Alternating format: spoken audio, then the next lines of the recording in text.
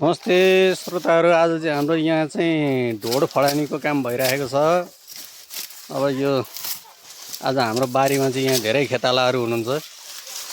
आज यी खेताला चाहिँ काठमाडौँदेखि खेदेर ल्याएर यहाँ ढोड काटाउन लगाएको छ। यिनीहरूलाई चाहिँ यहाँ एउटा सानो खेताला नि छ। ल हेर्नुहोस्, अब यो भदौको महिना यस्तै छ, ढोड कटानी।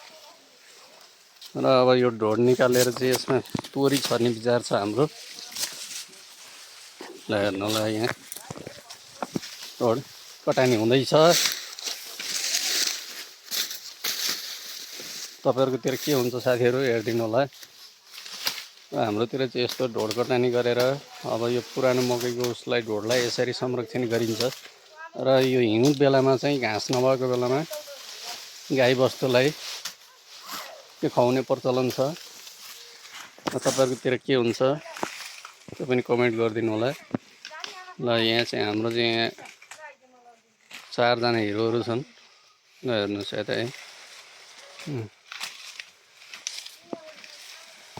ढोड कटानी भइरहेको छ। भिडियो हेरेर मन पर्यो भने लाइक, कमेन्ट, सेयर र सब्सक्राइब पनि गरिदिनु नभुल्नु होला।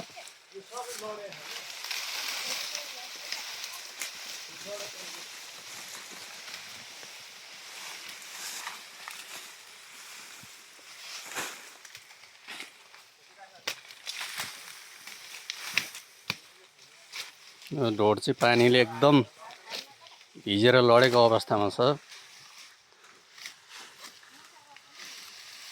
ढोडलाई चाहिँ संरक्षण गरेर राख्ने र हिउँदमा गाई बस्तुलाई खुवाउने हाम्रोतिर यो प्रचलन छ। तपाईँहरूकोतिर के हुन्छ यस्तो, यो कमेन्ट गरिदिनु होला। यता पनि छन्, हेरिदिनु होला। यसरी राखिन्छ है।